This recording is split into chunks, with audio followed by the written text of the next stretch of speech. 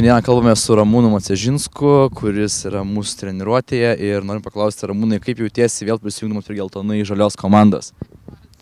Neblogai, šiaip džiaugiuosi, grįžęs į Kauną, pasiilgau sirgalių. O iš tikrųjų dėl ko sutikai prisijungti prie mūsų, vadinkime, tokios mėgėjiškos komandos? Gal sirgalių pasiilgau, kad už savo gimtą miestą visą laiką noriu grįžti ir žaisti. Sentimentai tokie, ar ne? Taip. Kiek laiko planuoji užsibūti Kaune ir mūsų komandoje?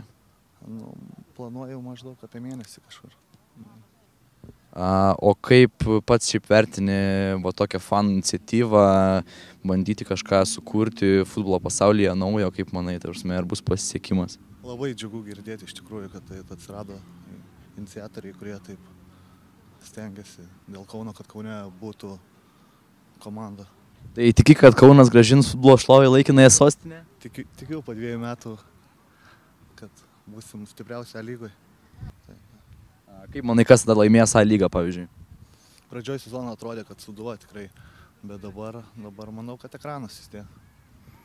O kaip vertini Lietuvos vyrų rinktinės pastarosius pasirodymus, pastarosios rinktinės su naujoju treneriu priešakyje?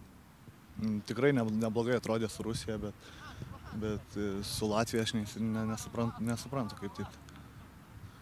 Na ir aišku, paskutinis klausimas būtų, kaip manai, kas laimės artėjantį Europos futbolo čempionatą?